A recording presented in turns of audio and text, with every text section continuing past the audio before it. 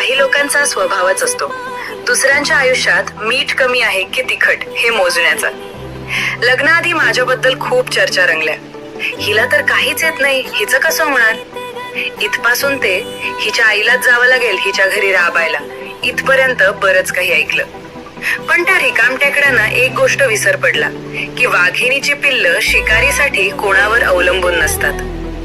आज ही सुबक गोल भाकरी त्याच लोकांसाठी चोख उत्तर आहे जे माझ्या नावाने बोट मोडत होते. आता दुरून फक्त भाकरीच बघा, कारण याची चव घेण्याची लायकी अजून तुमची झालेली नाही.